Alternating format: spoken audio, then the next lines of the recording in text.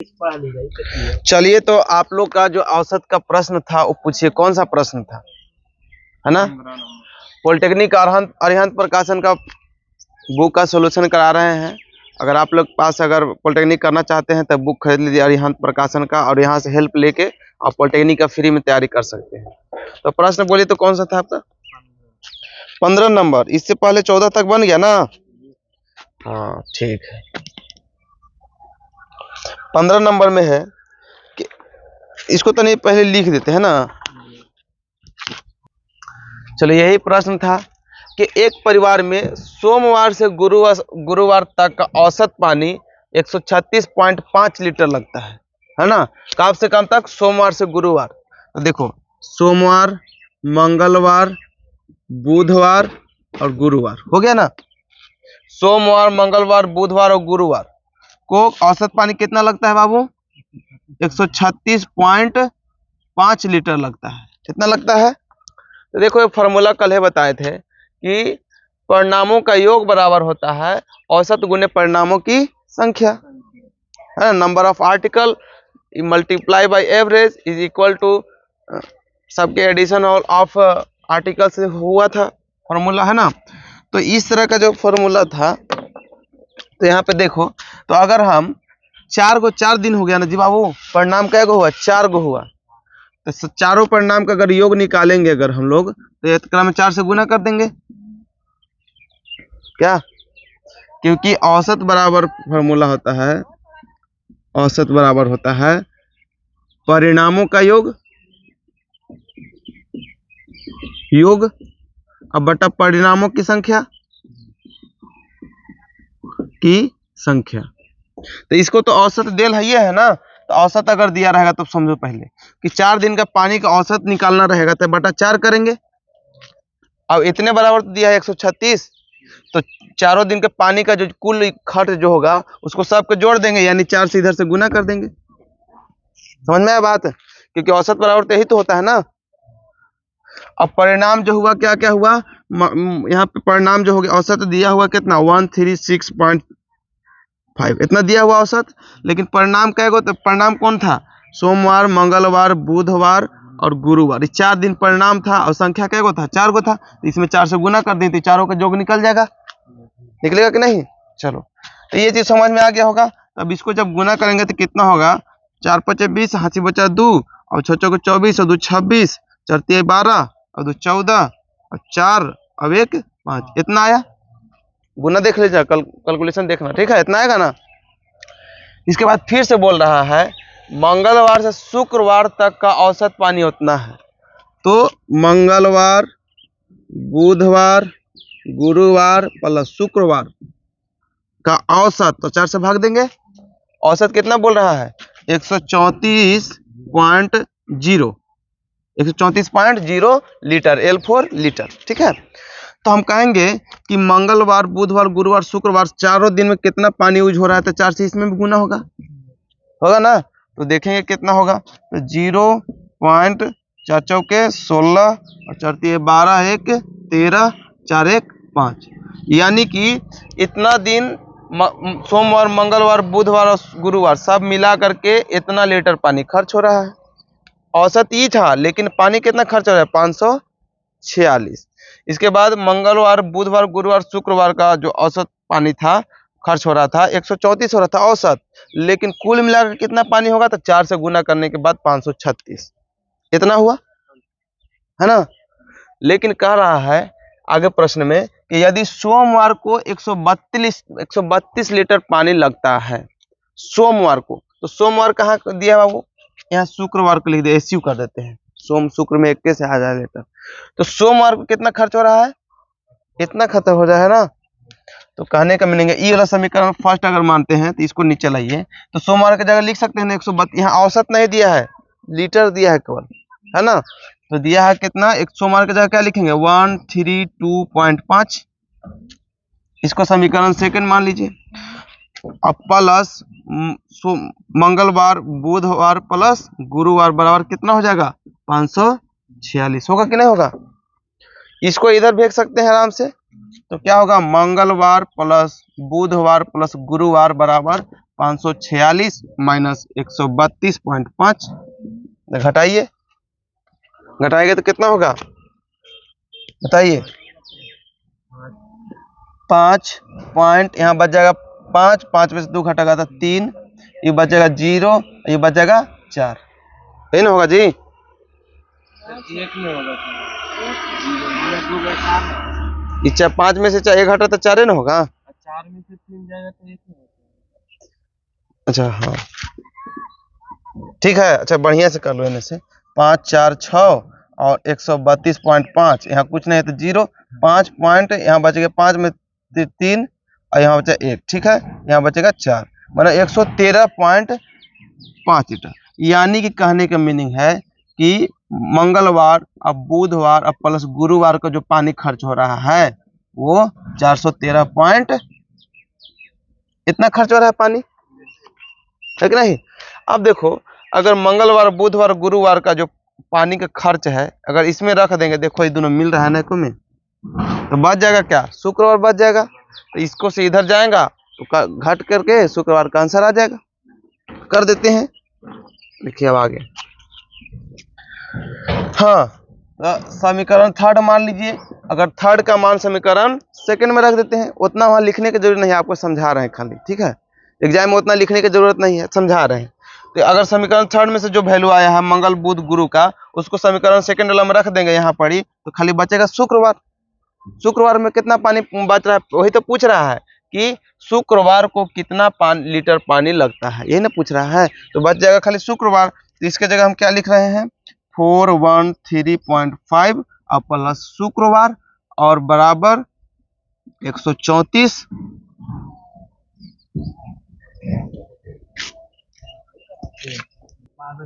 हाँ तो यहाँ पे क्या हुआ कि 134 नहीं, ये वाला ना लिखाएगा 536, 536, ठीक है। तो शुक्रवार को क्या निकलेगा बाबू, तो 536 और माइनस 413.5, अब घटाएंगे तो क्या हो जाएगा, फिर इसमें से क्या होगा 5 पॉइंट, ये बचेगा 5 में से 2 ये बचेगा, 3 में से घटेगा तो 2 और 1, 122.5 लीटर शुक्रवार को पानी यूज करता होगा आदमी, सही बात है। तो ये हो गया हमारा आंसर। समझ में आया बात, बहुत आसान था। कह रहा है कि सोमवार से बुधवार तक, सोमवार से गुरुवार तक, सोमवार मंगलवार बुधवार गुरुवार, सोमवार से गुरुवार तक पानी का औसत जो था वो 136.5 लीटर यूज करते थे औसत में। कोई कमो करता होगा कोई ज्यादा होगा तो औसत क्या होता है, बीच वाला वैल्यू होता है, मीन वैल्यू होता है ना, तो करता होगा।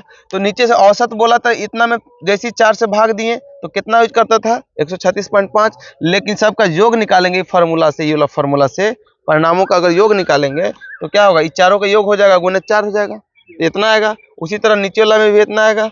अब देख रहे हैं कि सोमवार को दिया हुआ है तो सोमवार का वैल्यू दिया हुआ था, तो बच जाएगा क्या, मंगल बुध गुरु, मंगल बुध गुरु का वैल्यू इतना आया, इसका वैल्यू यहाँ रख दिए तो बच गया शुक्रवार, शुक्रवार का वैल्यू निकाल गया घटा करके। क्या दिक्कत है, नहीं।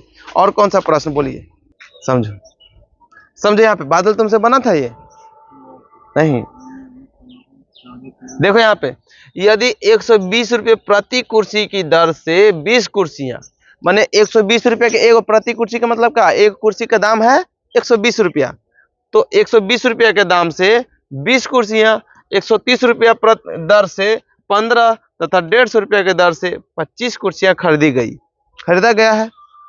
तो प्रति कुर्सी का औसत मूल्य क्या होगा, औसत मूल्य कह रहा है। तो जब आंसर पहले देखना, पूछ क्या रहा है, ध्यान देना है, तो पूछ रहा है हमसे कि औसत मूल्य, तो औसत मूल्य क्या होता है, सभी परिणामों का योग बटे सभी परिणामों की संख्या। तो यहाँ परिणाम का योग क्या होगा, तो परिणाम का योग तो सीधा सीधा हमको दिख रहा है, यहाँ 20 कुर्सी है, 15 कुर्सी है और 25 कुर्सी है, तो संख्या तो दिख रहा है, लेकिन परिणामों का योग बोल रहा है।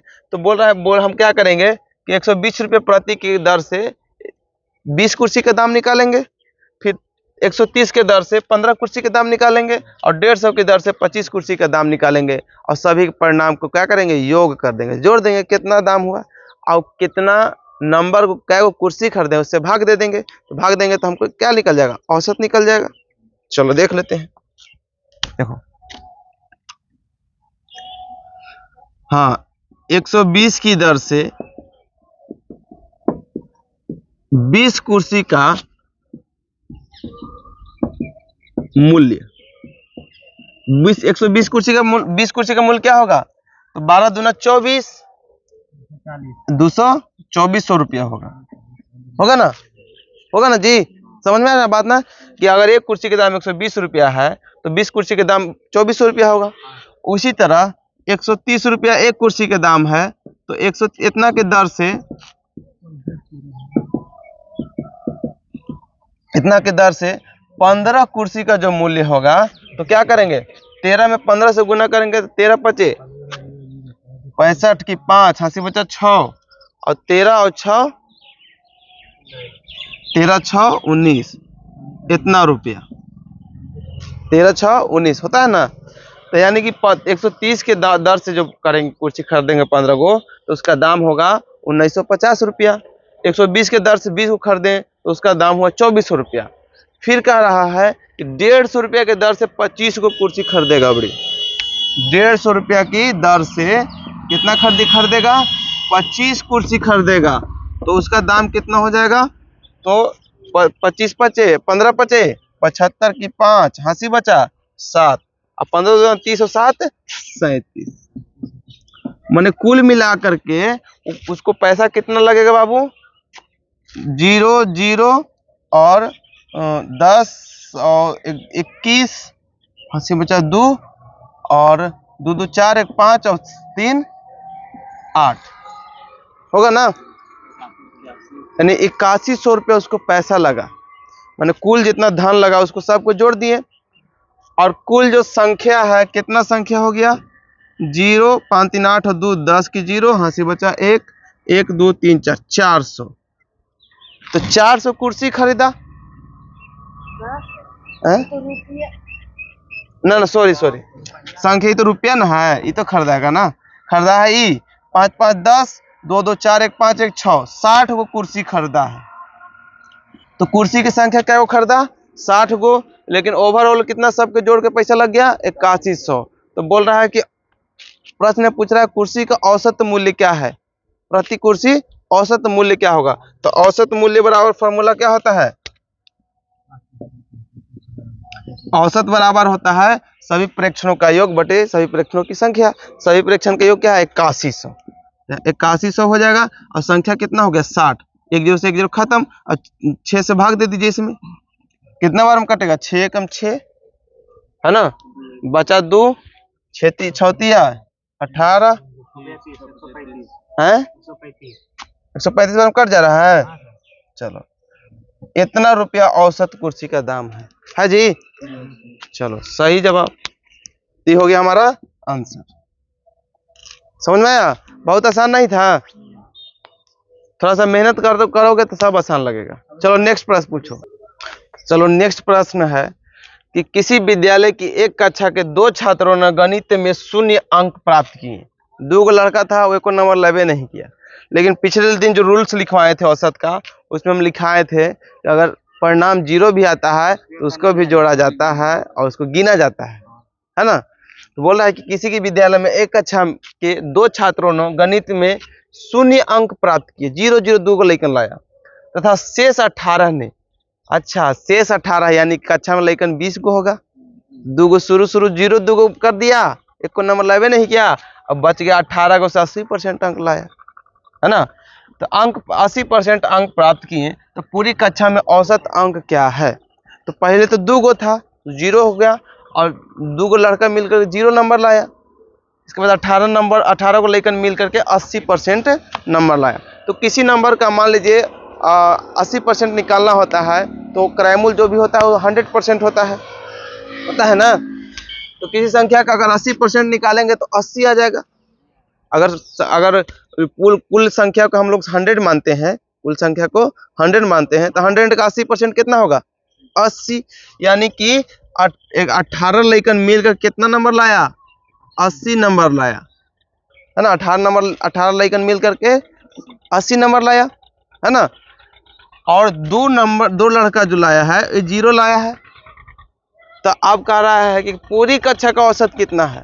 तो औसत बराबर फॉर्मूला क्या होता है, पूरी कक्षा का औसत सभी नंबर को जोड़ देंगे तो 80 और प्लस 0 दो लड़का हुआ तो 2 जोड़ दिया और होगा ना। अब बटा, अब पहले तो 18 गो था, अब क्या हो गया है, 2 गो बढ़ गया है, यानी कि 20 गो हो गया। ये दोनों जीरो से जोड़ हटा ही दीजिए, ये खत्म।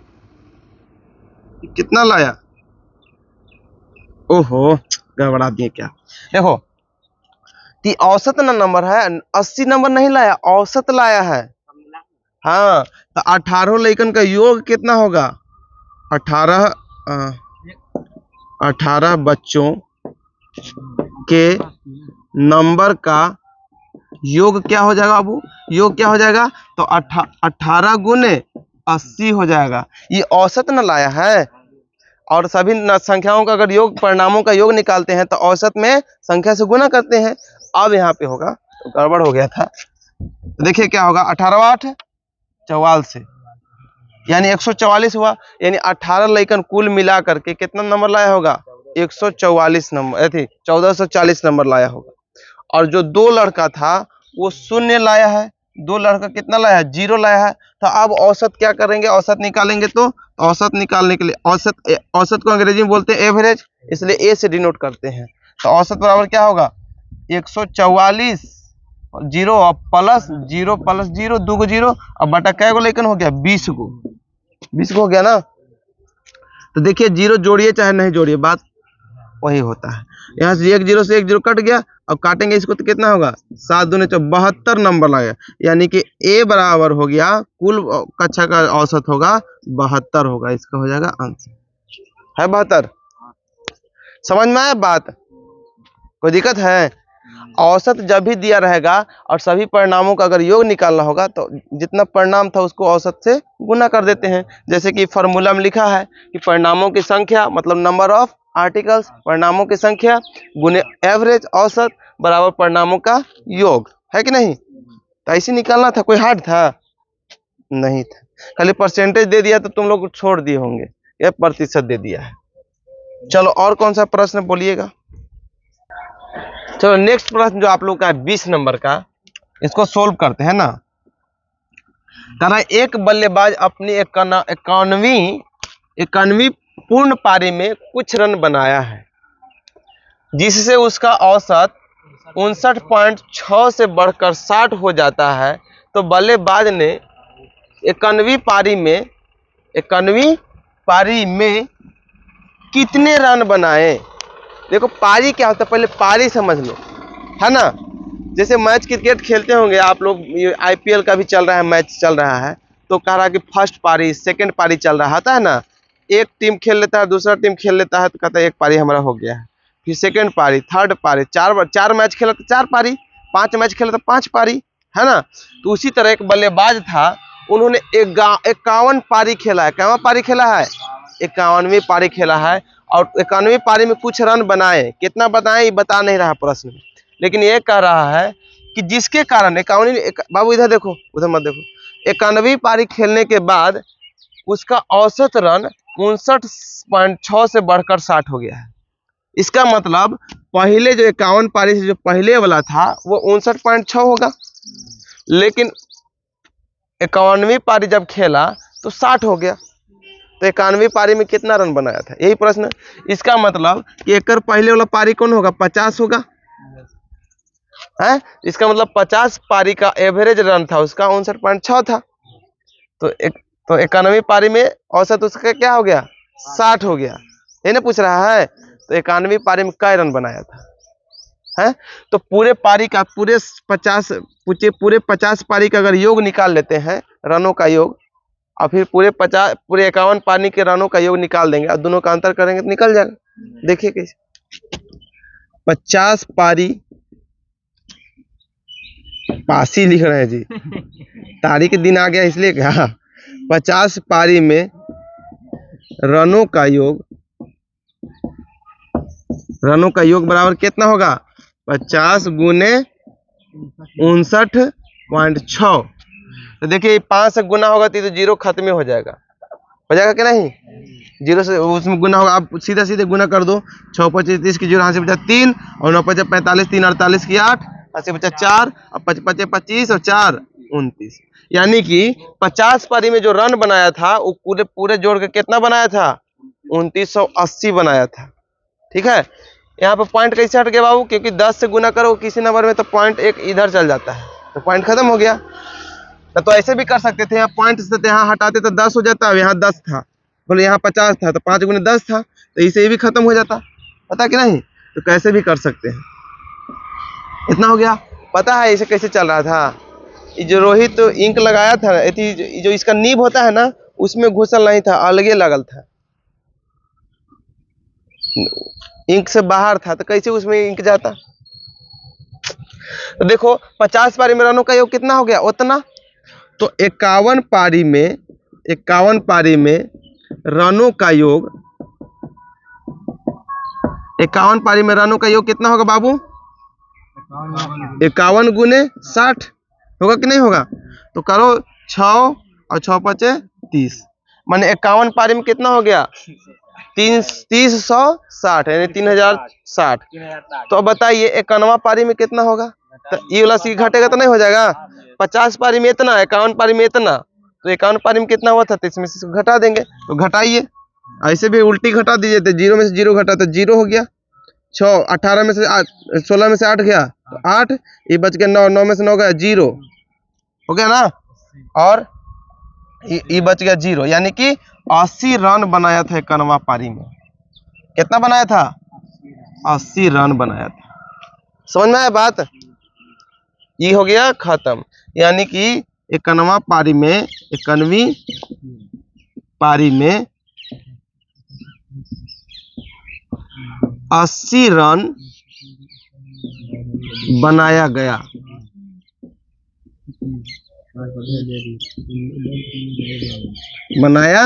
ये हो गया। समझ में आएगा बाबू? रन तनी बढ़िया से लिखना चाहिए हमको, रन है ना, कि 91वीं पारी में कितना रन बनाया गया? 80 रन बनाया गया। बड़ी हार्ड था, तुम ही बोलो, खाली समझने की फेर थी। तुम लोग कभी देखे नहीं ना इस तरह का प्रश्न, इसलिए तो समझ में नहीं आता कि पारी तारीख क्या दे रहा है। नहीं, तो वही रन बनाने वाली बात थी, क्रिकेट खेलने वाली बात थी। तो चलो अब नेक्स्ट बताओ कौन सा बनाए। नेक्स्ट जो प्रश्न है, 10 पुस्तकों का औसत मूल्य 12 रुपया है। 10 को बुक है, उसका औसत मूल्य कितना है? 12 रुपया। औसत मूल्य में समझ रहे हो ना, किसी का हो सकता है 10 होगा, किसी का 15 होगा, किसी का 9 होगा, किसी का 13 होगा, ऐसे, लेकिन औसत मूल्य बीच का वैल्यू होता है ना। तो 10 पुस्तकों का औसत मूल्य 12 रुपया है। 12 रुपया है ना पूरे, जबकि इनमें से 8 का औसत मूल्य 11.75 रुपीज है।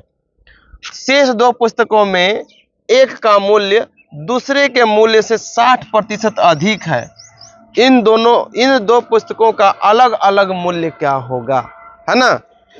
तो सबसे पहले जो हमको दिखेगा उसको पहले कर लेते हैं।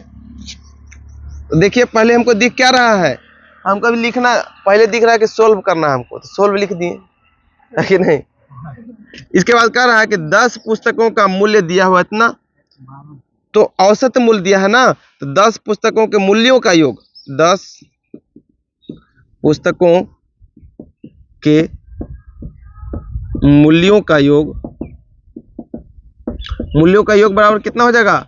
12 गुना 10 बराबर 120 रुपया। क्योंकि औसत बराबर फॉर्मूला जानते हैं, सभी परीक्षणों का योग, तो सभी परीक्षणों का योग हो गया बटा सभी परीक्षणों की संख्या, तो संख्या यहाँ कितना हो जाता? 10 हो जाता, अब इन्हें 12 हो जाता, 12 दही है 120। ठीक है। अब देखिए, जबकि इसमें 8 का औसत मूल्य इतना रुपया है, तो 8 पुस्तकों के मूल्यों का योग कितना हो जाएगा बाबू? तो 8 गुने 11.75 बराबर कितना गुना करेंगे तो कितना होगा? 8 5 40 की 0, हाथ से बचा 4, 8 7 56 और 4 60 की 0, हाथ से बचा 6 और 8 6 14, 8 1 9, इतना रुपया हो गया, है ना। अब बच गया क्या गो? 2 गो बच गया, 2 गो पुस्तक बच गया ना। 2 पुस्तक का वैल्यू अलग अलग पूछ रहा है ना, दोनों के एक मिला के नहीं कह रहा है, अलग कह रहा है कि नहीं। हम अगर कहेंगे कि मेरा का रोहित का दोनों का अगर उम्र का योग है मान लीजिए 60 वर्ष चाहे 50 वर्ष है, मान लो 50 साल है, तो हम चाहे 50, हाँ जो मही मान लो 50 साल है ना, तो हम कहेंगे अलग अलग कितना उम्र है, अलग अलग बता पाओगे? नहीं ना बता पाओगे, वही बात है। लेकिन यहाँ पे एक हिंट दिया है कि दो पुस्तकों में एक का मूल्य दूसरे से 60% अधिक है। तो 60 देखिए 60% बराबर कितना होता है बाबू? 60% बराबर 6/10 है ना।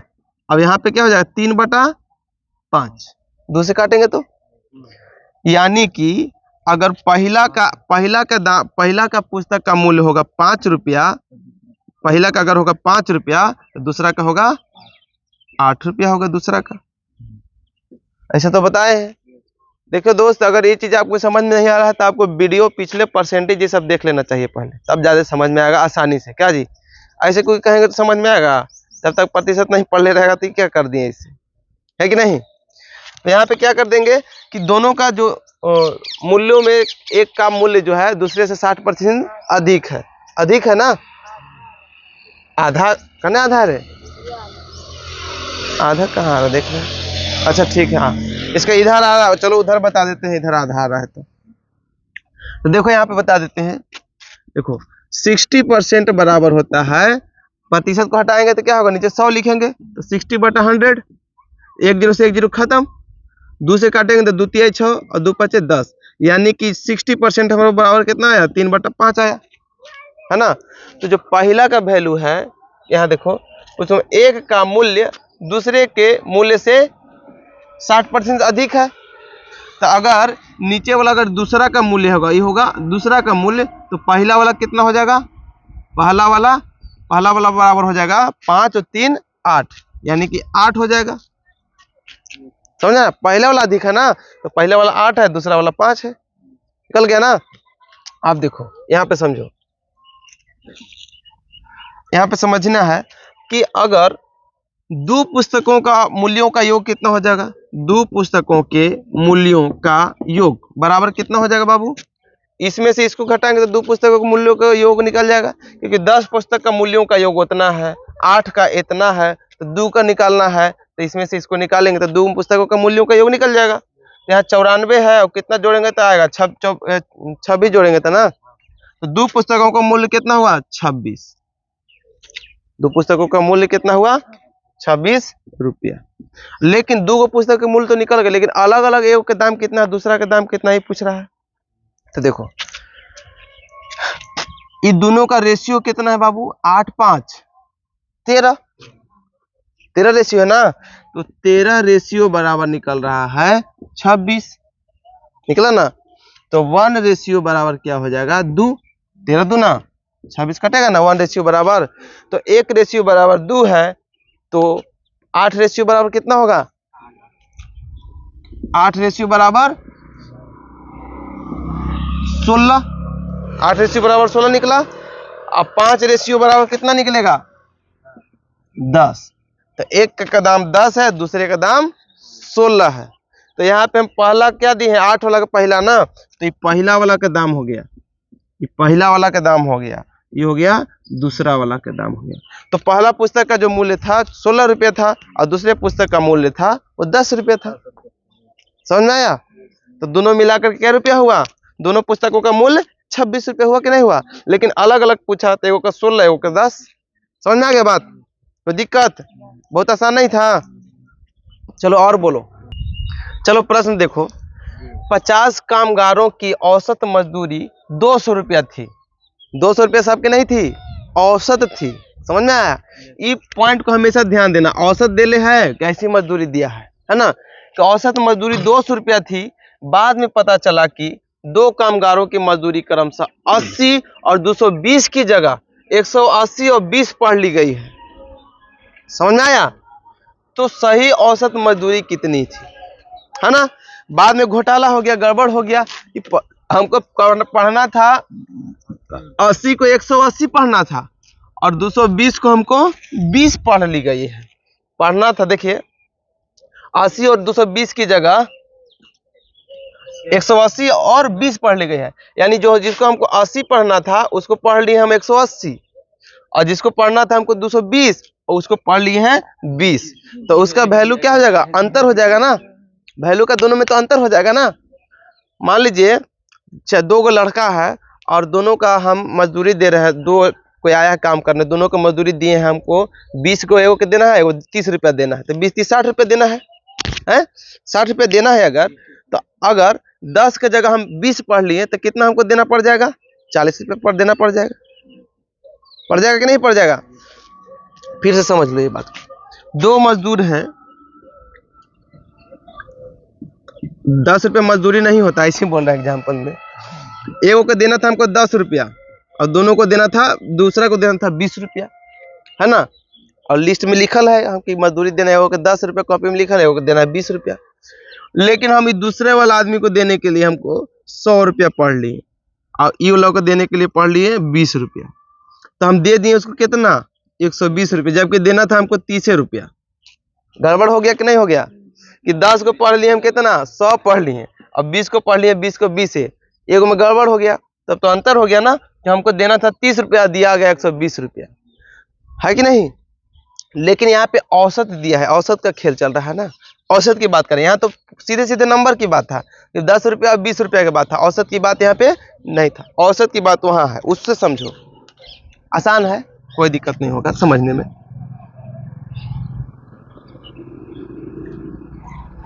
तो चलिए आप लोग का आज रिजल्ट भी आने वाला है क्या,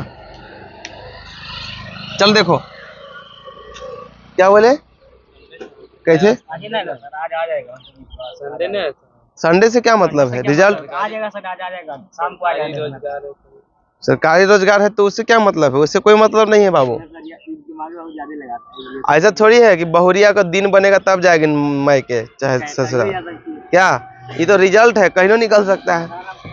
देखिए 500 कामगारों की औसत मजदूरी कितना है, 200 रुपया है।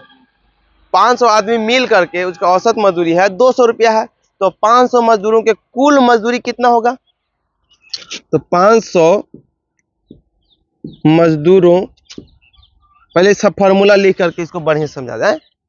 देखिए औसत बराबर क्या हो जाएगा, कुल मजदूरी बटा कुल मजदूर, होंगे कि नहीं।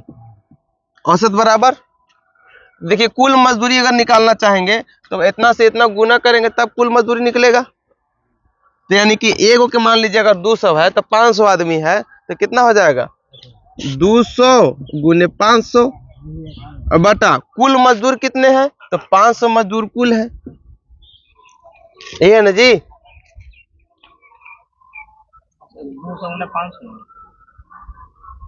हाँ, कुल मजदूरी ना है, कुल मजदूरी थोड़ी है, कुल मजदूरी हमको कितना हो जाएगा, x ना हो जाएगा, कुल मजदूरी हमको x हो जाएगा।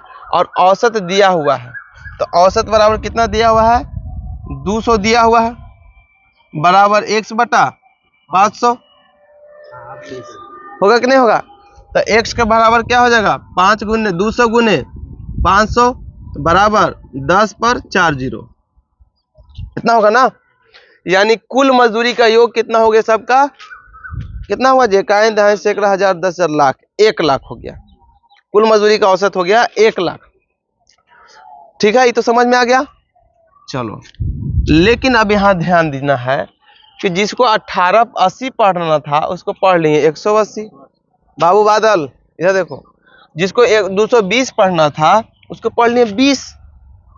तो हमको देना था कितना, इसको जोड़ के देखिए, देना था हमको कितना 80 और प्लस 220 देना था, यानी 300 रुपया हमको जितना देना था जिसको, उसको दिया गया कितना 180 और प्लस 20 बराबर 200। समझ में आया, इतना के जगह इतना पढ़ा गया है, यानी कि देना था हमको 300 रुपया लेकिन दिया गया हमको 200 रुपया, 200 रुपया दिया है ना। यानी कि जो मजदूर को हम मजदूरी दिए उसमें से 100 रुपया कम दिए गलती होने की वजह से। लेकिन ये गलती को अगर सुधारना चाहेंगे तो हम इसमें 100 रुपया जोड़ देंगे, और 100 रुपया जोड़ देंगे, क्यों कि देना चाहिए था 300, दे दिए हैं 200, तो 100 रुपया कम दिए है ना जी, तो 100 रुपये जोड़ेंगे तब पूरा दे देंगे, यही ना 100 कम रहा है, तब जोड़िए तो 100 100 हो जाएगा ना, जोड़ेंगे तो अब कह रहा है तो औसत मजदूरी कितनी थी? तो औसत मजदूरी कितना करेंगे? कुल मजदूरी हो गया बटा कुल संख्या मजदूरों की संख्या। तो कुल मजदूरों की संख्या में कोई बदलाव आया है? 500 के 500 हो जाएगा। मजदूरों की संख्या में कोई बदलाव आया है? नहीं आया है। तो 500 के 500, तो 2 जीरो से 2 जीरो खत्म, बचा 5। तो 5 से काटिए, 5 दूना 10, फिर 0 और 0.2, इतना रुपया हो जाएगा औसत मजदूरी। भाग देने आता है ना, इसको भाग देने में बहुत दिक्कत होगा। देखो ऐसे 1001 है ना, इसमें किससे भाग देना है? 5 से।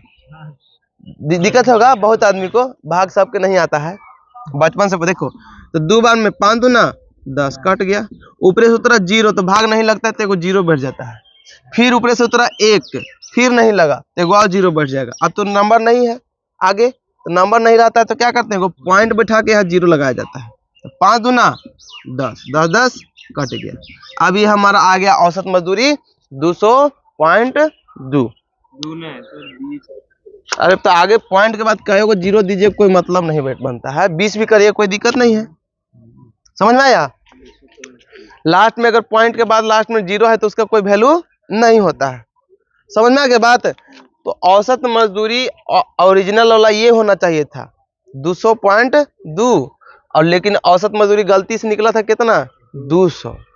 समझ आया? सही वाला ये है ना। तो पूछा है ना कि सही औसत मजदूरी कितनी है, तो सही औसत मजदूरी 200.20 है। समझ में आ गया? कोई दिक्कत?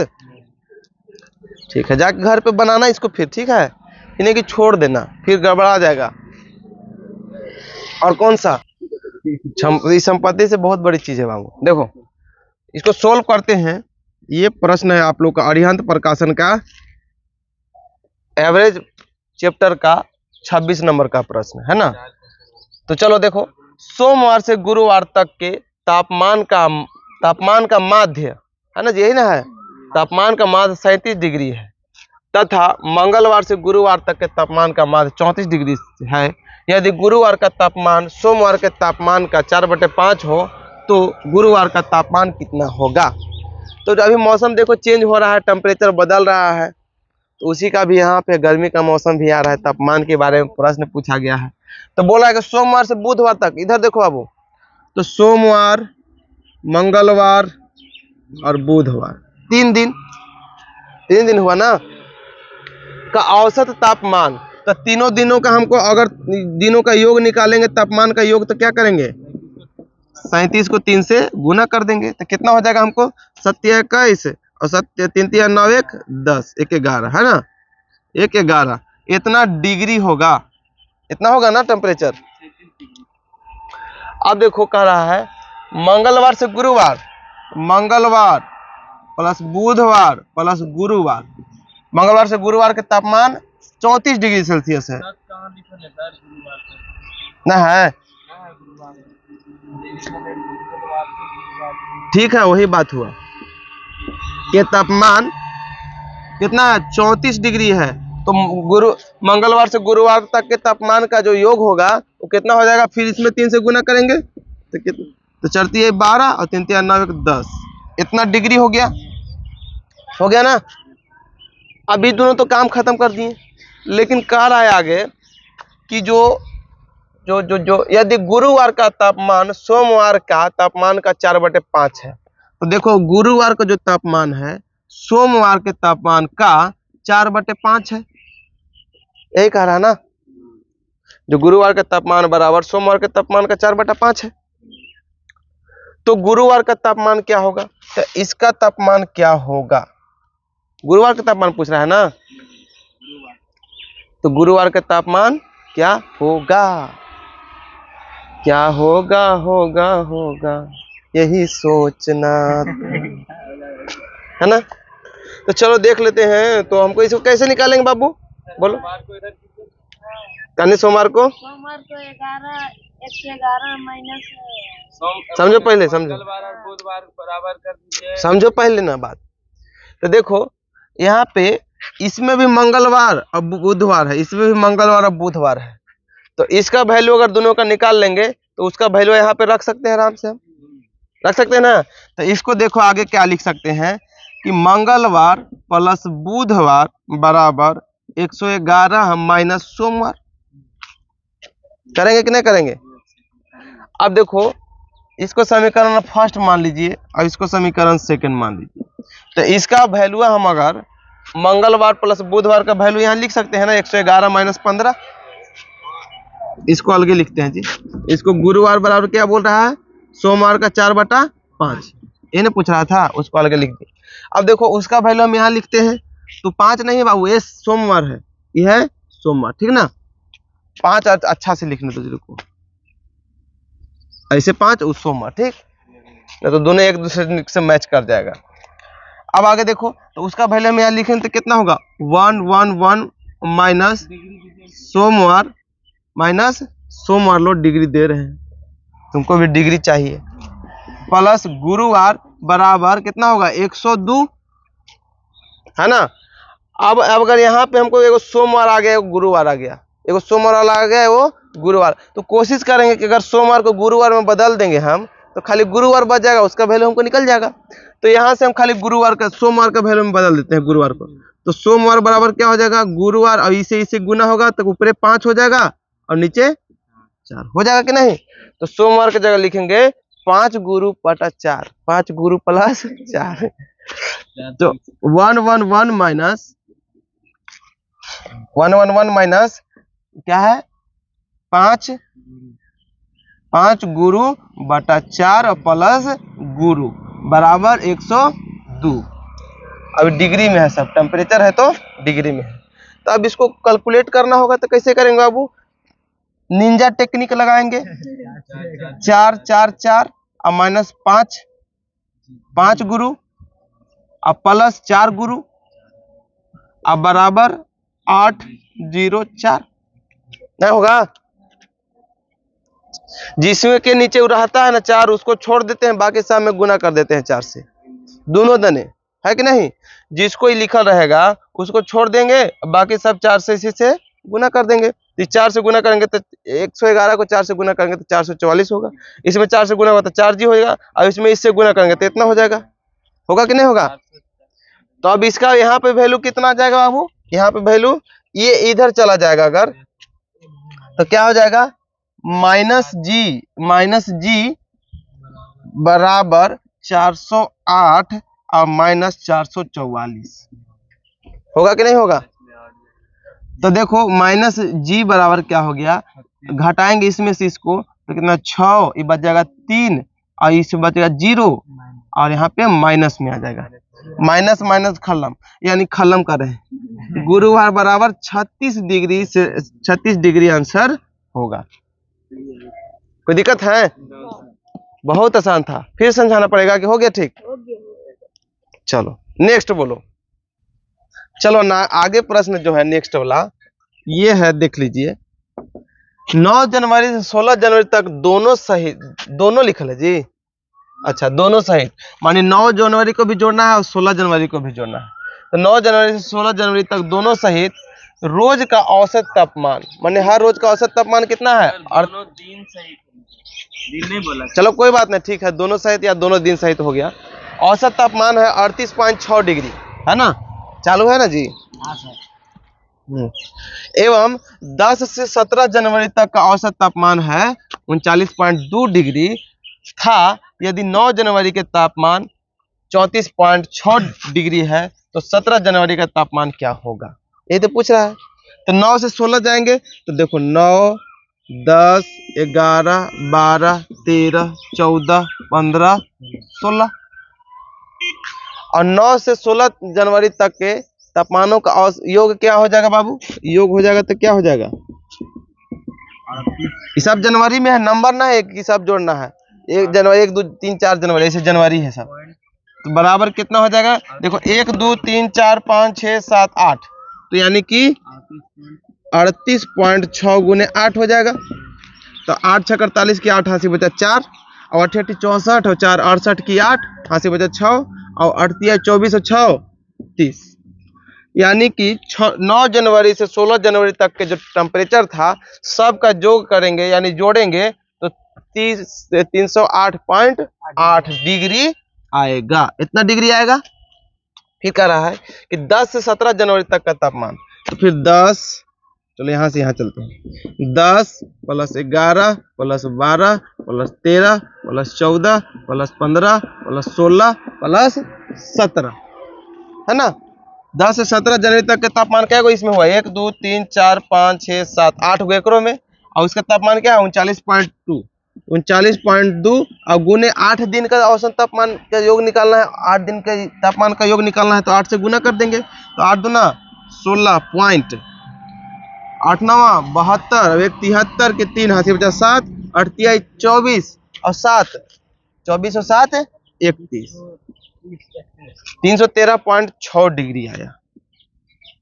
इतना डिग्री सेल्सियस में नहीं दिया, डिग्री में खाली दिया, इतना आया।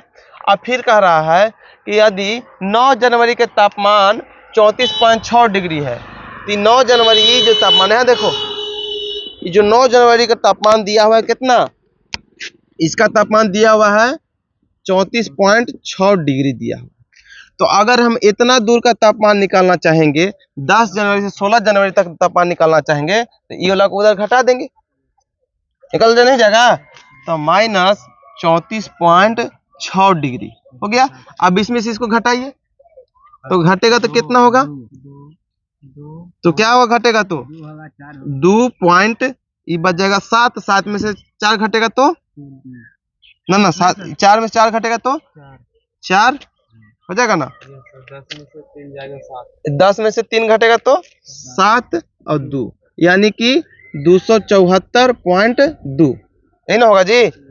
6 2 8 और 4 और 4 8 और 7 और 3 10 2 1 3, ठीक है, उतना होगा ना। इसके बाद देखो कि अब देखो इतना का वैल्यू निकल गया, 10 से 16 जनवरी तक के निकल गया वैल्यू, तो 10 से 16 जनवरी तक का वैल्यू कितना हुआ 274.2। अब कह रहा है कि 17 जनवरी का ये क्या होगा, 17 जनवरी का वैल्यू क्या होगा, समझो ध्यान से। तो जब अब यहाँ कलर फिर बदल देते हैं कि इतना ही, इतना बराबर कितना दिया है बाबू, 10 से 17 जनवरी तक का वैल्यू कितना दिया है 274.2, तो इसके जगह 274.2 नहीं लिख सकते हैं, तो बचेगा कौन, अकेले 17 बच जाएगा। तो ई वाला अगर इसमें घटा देंगे तो 17 जनवरी का वैल्यू का टेम्परेचर निकल जाएगा, तो इसको इधर ले जाइए तो घटाइए, तो -274.2। अब इसको घटाएंगे तो कितना होगा 12, हाँ 6 में से 2 घटा तो 4 पॉइंट, ये बच जाएगा कितना 13, 13 में से 4 घटा तो 9, ये बच गया 10, 10 में से 7 घटा तो 3, है ना, और बचा 2, 2 में से 2 घटा तो 0, यानी इतना डिग्री होगा 17 जनवरी। यही बड़ी हार्ड था। ऐसे तो पहले भी प्रश्न बताए थे, सोम मंगल बुध गुरु शुक्र शनि रवि आजा मेरी गली, गाना सुने हो, सोम मंगल वाला ना बताए थे जी, तो यही तो प्रश्न था, सिंपल, समझ में आ गया बात, कोई दिक्कत। आगे कौन सा प्रश्न है, अब यहाँ प्रश्न 29 नंबर है कि 5 क्रमिक विषम संख्याओं का औसत। विषम संख्या उसको कहते हैं जो 2 से भाग नहीं लगता है ना, 1 से कटता है, स्वयं से कटता है और किसी अन्य संख्या से भी कटता है, लेकिन 2 से भाग नहीं लगता, उसको कहते हैं विषम संख्या। तो विषम संख्याओं का औसत 15 है, तो पहली और अंतिम संख्या का योगफल का 5 गुना भाग होगा। 5 गुना भाग कितना होगा, 5 गुना भाग बोल रहा है जी ना, हाँ जी। अगर 5वीं भाग कहता तो 1/5 समझते, लेकिन 5 गुना कर रहा है तो 5 से गुना करना होगा, लास्ट में कहने को मिलेगा। देखिए अभी हम क्या बताएं बाबू कि औसत जो होता है बीच वाला वैल्यू होता है, औसत जब भी होगा तो बीच वाला होगा। और यहाँ नंबर दिया है विषम संख्या, लगातार विषम संख्या दिया है, तो कोई 5 गो लगातार विषम संख्या होगा, तो 1 2 3 4, 1 2 3 4 5। देखो उधर देख रहा, ऐसी नहीं समझ में नहीं आता तुमको जी, नाखून कौन तोड़ रहा है भाई। तो देखिए 5 गो लगातार विषम संख्या का औसत कहा रहता है, औसत बीच वाला वैल्यू होता है, तो बीच वाला वैल्यू दिया है यानी कि 15 दिया हुआ है ऑलरेडी, ना सॉरी औसत दिया हुआ है ना जी, तो बीच वाला वैल्यू क्या होगा, तो बीच वाला वैल्यू क्या था पहले समझो,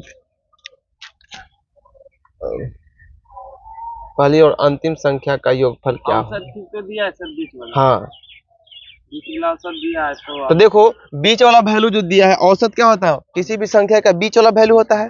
तो 15 दिया है औसत बीच वाला वैल्यू, तो एक एनहू कुछ संख्या होगा एनहू कुछ संख्या होगा, लेकिन लगातार कह रहा था हमारे लिए आसान हो गया। लगातार नहीं रहता तो काम गड़बड़ रह जाता। तो लगातार कह रहा है तो 15 के बाद वाला विषम संख्या कौन होता है, 17। 17 के बाद 19, खाना भात तो खत्म हो गया। इससे पहले 13, इससे पहले 11, यानी कि अगर इसका औसत अगर निकालिएगा तो 15 ही आएगा। इसका औसत निकाल के देख लीजिए, सभी संख्याओं का योग बटे सभी संख्याओं का संख्या माने भाग, तो कितना होगा 9 7 16 5 21 और 3 24 1 25 की 5 हंसी बचा 2 2 1 3 4 5 6 7 7 7 बटे काय गो संख्या पूरा है 5 गो 15 आया कि नहीं आया, है ना।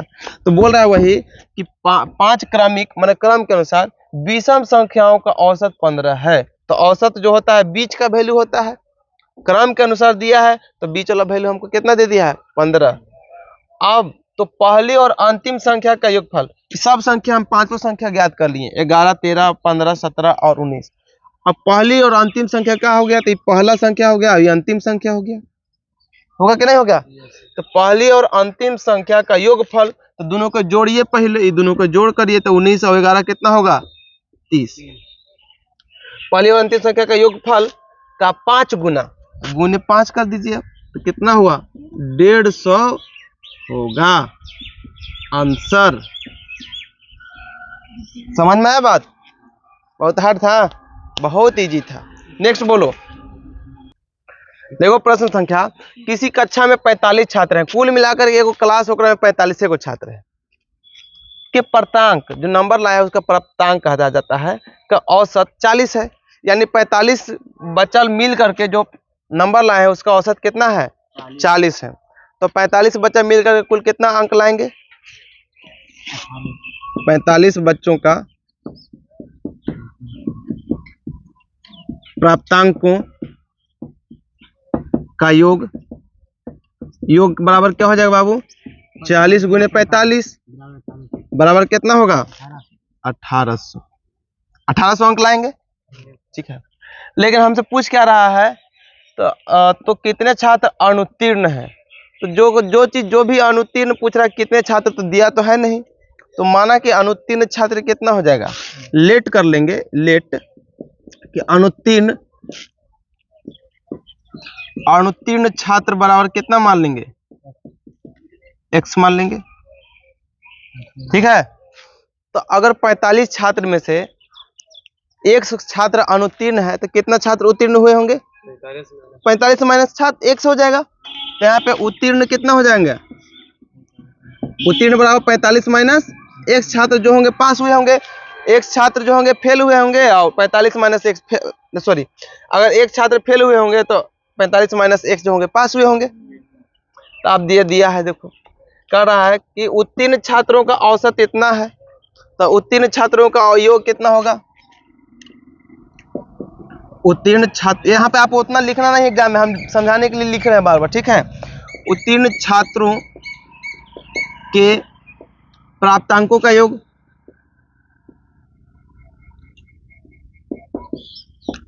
प्राप्तांकों का योग कितना हो जाएगा बाबू, तो उत्तीर्ण छात्र बोल रहा है, तो उत्तीर्ण छात्र कितना माना गया है इतना, तो 45 माइनस एक्स और गुने 52 इतना हो जाएगा ना।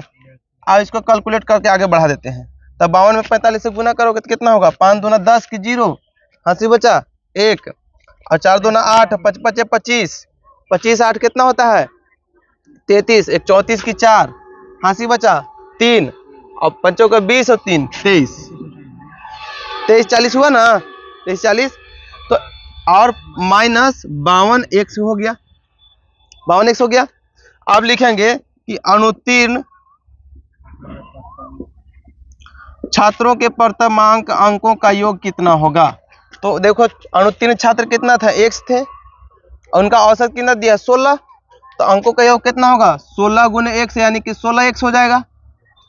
अब देखो ये कुल मिला करके कितना के बराबर होगा 48 के बराबर होगा, 1800 हाँ 1800 के बराबर है, होगा कि नहीं होगा, कैसे होगा कि फेल छात्र का योग इतना है, फेल छात्र का योग अंकों का योग इतना है, पास छात्र के अंकों का योग इतना है, तो कुल छात्रों का योग इतना है। तो ये दोनों जोड़ देंगे तो इतना के बराबर नहीं होगा, तो x के वैल्यू जो आएगा वो आंसर होगा। देख लो, कर लेते हैं। तो हम क्या कर सकते हैं, 16x प्लस 3 2 3 4 0 माइनस 52x बराबर 1800 होगा कि नहीं बाबू? ये वाला अगर हाँ ये वाला उधर भेज देते हैं, ये वाला उधर भेजते हैं, ये वाला इधर भेज देते हैं, ठीक है। तो 2340 में से 1800 घटेगा तो कितना होगा? 18 5 23 540 होगा। तो ये वाला इधर भेजेगा तो क्या होगा? 540। ये इधर जाएगा तो प्लस में हो जाएगा, ये घट जाएगा तो घटेगा तो कितना हो जाएगा? 36 होगा। हाँ ये हो जाएगा 36x। तो x बराबर क्या होगा? 36 ही होगा ना जी। 6 12। हाँ तो x का वैल्यू निकाल लो। तो 9 से कटेगा, 9 चौके 36। अच्छा 18 से, 18 दूना 36, 18 3 आए 54, 30 बार में, यानी x बराबर कितना आया? 15। यानी x बराबर आया हमारा 15 आंसर। यानी कि जो छात्र अनुत्तीर्ण हुए, फेल हुए, उनकी संख्या 15 थी। 45 को 15 को फेल हुए। हाँ तो 45 को 15 को फेल हुआ और 30 को पास हुआ। समझ में आ गया बात? चलो नेक्स्ट बोलो। लास्ट प्रश्न है औसत का। अनुज, सतीश, मोनू, दिनेश व राकेश 5 भाइयों की आयु में क्रमशः 2-2 वर्ष का अंतर है। मैंने इसका जन्म हुआ था 1 साल बीच करके, है ना? हाँ 2-2 साल का अंतर है। अगर मोनू सबसे बड़ा होगा तो 2 साल बाद उसका जन्म हुआ होगा सतीश का, ओकर बाद 2 साल बाद मोनू का, ऐसे जन्म हुआ होगा। क्या हुआ?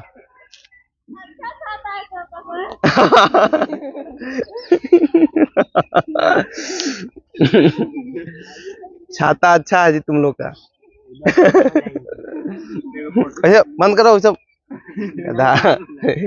देखो, अनुज, सतीश, मोनू, दिनेश व राकेश 5 भाइयों की आयु में क्रमशः 2-2 वर्ष का अंतर है। यदि इनकी औसत आयु 23 वर्ष है तो राकेश व दिनेश की 5 वर्ष बाद की आयु का योगफल क्या होगा? तो देखिए 5 भाई है, 2-2 आयु का अंतर है, ये है 2-2 साल का अंतर है, ये है। तो क्या कोई भी संख्या छोड़िए ना, 5 को हो गया ना, तो 1 2 3 4 5 है ना। उनका औसत कितना है बाबू? 23 है। तो औसत बीच वाला होता है हमेशा, 25 लिख रहे हैं, 23 है। तो देखो मान लो हाँ क्रमशः है ना, तो सबसे यहाँ पे क्या हो जाएगा? अनुज हो जाएगा, यहाँ सतीश रहेगा, यहाँ मोनू रहेगा, यहाँ दिनेश रहेगा, यहाँ राकेश रहेगा। तो सतीश का उम्र कितना हो जाएगा? 21 साल, और अनुज का 19 साल, इसका 25 साल, इसका किसका साल है? इसका 27 साल, है ना। तो राकेश व दिनेश, तो राकेश कहाँ है बाबू? यहाँ, और दिनेश यहाँ है। तो राकेश व दिनेश की 5 वर्ष बाद, तो अभी है 25 साल इसका 23 साल है, तो 5 वर्ष बाद कितना होगा? तो प्लस 5 जोड़ेंगे तो कितना होगा? इसका 30 हो जाएगा 5 साल बाद, और इसका हो जाएगा 32। 5 साल बाद आयु का योगफल कितना होगा? तो दोनों को जोड़ेंगे तो कितना होगा? 62 साल होगा। है समझ में आ गया बात? कि 5 साल बाद दोनों का आयु का योग कितना होगा? तो 62 साल होगा, है कि नहीं?